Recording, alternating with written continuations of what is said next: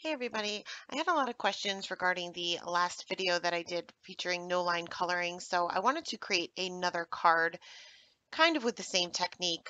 I'm using the Beautiful Flowers 2 stamp set as well as the Deco Borders and Corners stamp set, both by Simon Says Stamp. And I'm going to be using my Misty here, and I'm just going to be using one of the images in the stamp set, and I'm going to be stamping this twice just to make it easier for you guys to see on camera. It was dark enough for me to see, but I was just worried that you guys weren't going to be able to see it. So I'm stamping this with Fog ink. This is also by Simon Says Stamp. And this kind of just shows you that you don't necessarily have to use the fade out ink. You don't need to use a no line coloring ink. You can use, as long as the color is lighter than what you're coloring in, you wouldn't have a problem. There are certain inks like pigment inks and things like that that won't work just because they're not Copic safe and they will bleed all over the place. But in this case, usually any dye inks will work for this. So my plan was to create a background with one of the stamps from the Deco Borders and Corners stamp set. And then I realized that I must be losing my mind because I forgot to mask out my flower. So I had everything inked up, ready to go, and realized that I never masked it. So I brought back out my Misty, which I had left my stamp in there just in case I wanted to restamp it once my coloring was done. I'm just taking a piece of Eclipse masking paper here, stamping that out again with that fog ink, but you can obviously use any ink for this. And I'll go ahead and fussy cut this out. Now it doesn't need to be absolutely perfect just because I'm not doing any ink blending in the background. I did my best to mask that out. These leaves are teeny tiny as well as the stem, but I was kind of able to maneuver the mask a little bit. I'm going to take that same fog ink and I'm just going to be stamping this border, I guess it is, over my entire card panel. So I'm stamping at a diagonal and just kind of looking through my acrylic block to make sure everything is lined up. Now this appears a little bit dark right now, but because this is a dye ink, it does dry back quite a bit. So I'm not worried about it being too dark at this point. It will be a very subtle background once everything dries back. Once my stamping was done, I went ahead and removed that mask and we'll move on to the Copic coloring. And again, like I said, we're going to be doing a more no line coloring.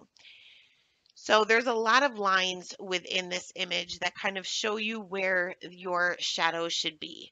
You can certainly use those, but you're not going to see them once everything is said and done because obviously we stamped in a very light ink. So I'm just kind of creating my own, paying attention to which petals lay underneath another petal, making sure that I have that shadow there, trying to avoid putting two shadows directly next to one another because we don't have that black outline to fall back on. We need to create our own shadows and we need to make sure that each petal is able to be, I guess, differentiated between the petal next to it. So like I did with the last card, if you didn't see the last video, I did no line coloring as well. I am starting by one petal at a time, covering up the entire thing with my very lightest color. Here I'm actually using 5 different colors. You don't need to use 5 different colors.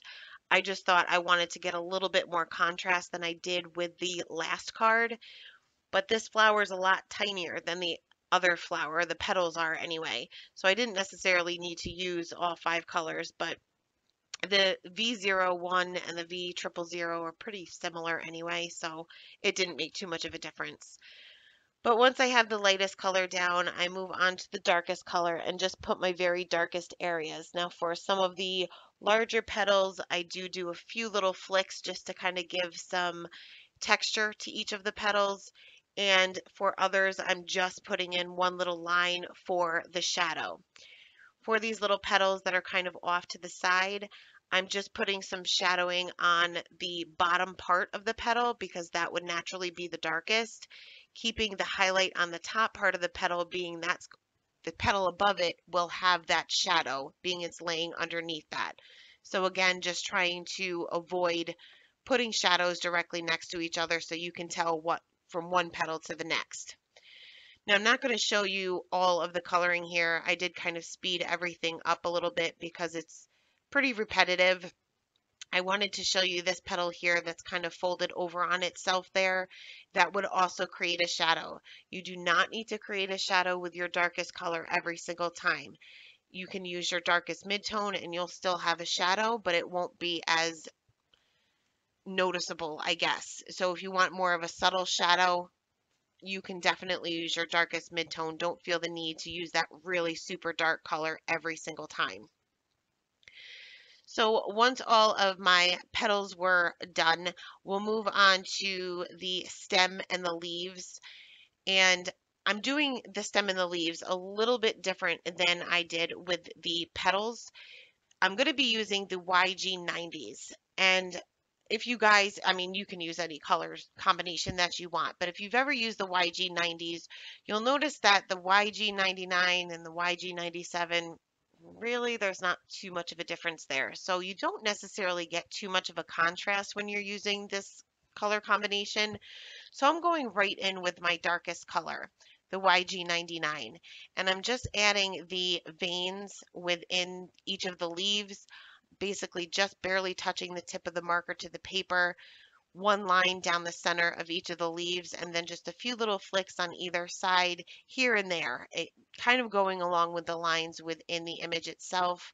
For the stem, I'm creating a shadow underneath the flower and a little bit off to the left-hand side, as well as where those leaves meet the stem.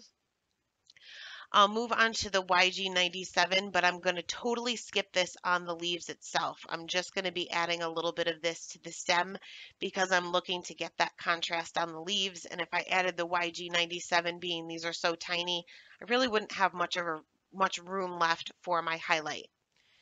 So next for the YG95, I will extend those little flicks out that we created on the leaves and also extend those shadows that we had created on the stem itself.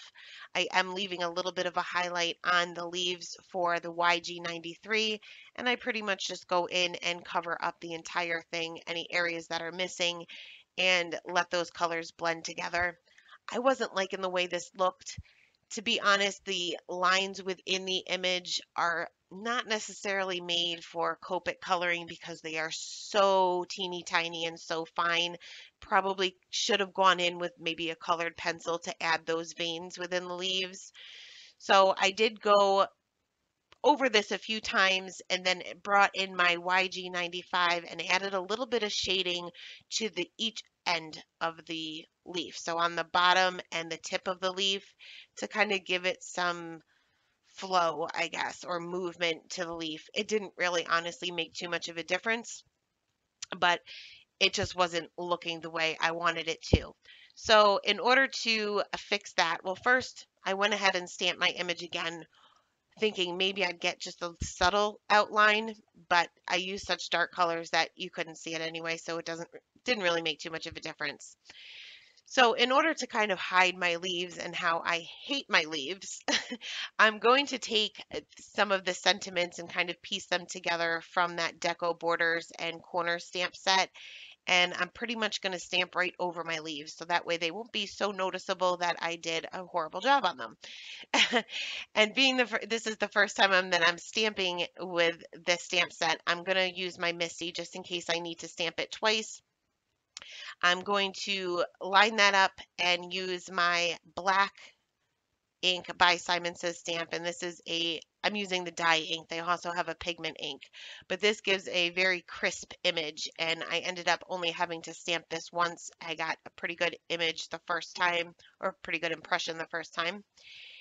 And then I was taking a look at the card, and I'm clean and simple. I love clean and simple, but this was a little plain and blah for me.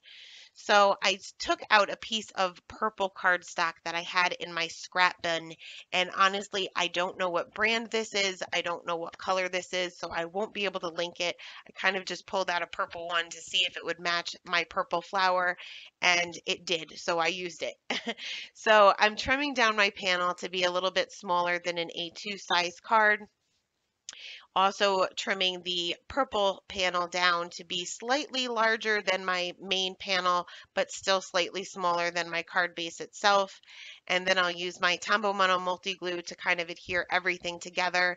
I'll have a very small outline with the purple and then a small outline with my top folding white A2 size card base. That did spruce it up a little bit, I guess. It added a little bit of a border to it, but it was still looking a little plain. So I ended up taking some clear Nuvo drops, and I usually squeeze these out on a scrap piece of paper. In this case, I just took out that mask that I used for the flower because it was sitting right there. Make sure you have no air bubbles. And I just placed a few of these around my sentiment, and that is it. That's the card for today. Thanks a lot for stopping by, guys. Have a great day. Bye.